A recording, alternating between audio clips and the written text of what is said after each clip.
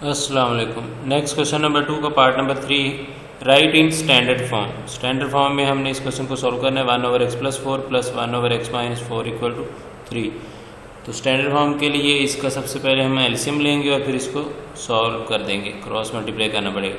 तो सबसे पहले एलसीएम लेंगे तो दोनों नॉन कॉमन फैक्टर हैं, तो x+4 आ जाएगा एलसीएम में और x-4। जब नॉन कॉमन फैक्टर हो तो क्रॉस मल्टीप्लाई, उधर मल्टीप्लाई ये उधर हो जाएगा, तो x-4 इधर आएगा और x+4 1 से मल्टीप्लाई होगा उधर हो जाएगा।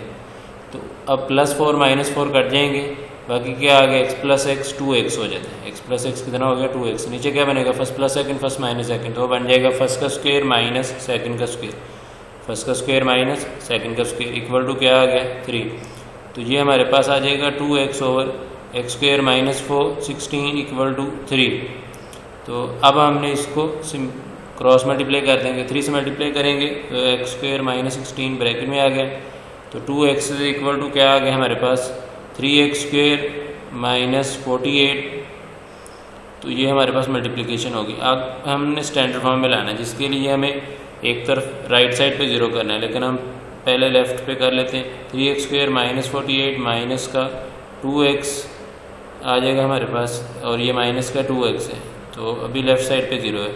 स्टैंडर्ड फॉर्म के लिए सबसे पहले राइट साइड पे 0 होना चाहिए।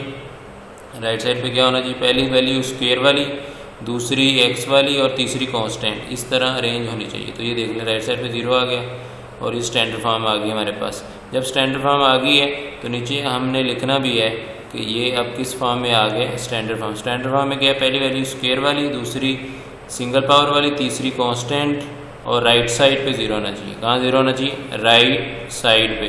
होप कि आप लोगों को ये स्टैंडर्ड फॉर्म फाइंड करने का तरीका आ गया होगा। थैंक यू एंड अल्लाह हाफिज़।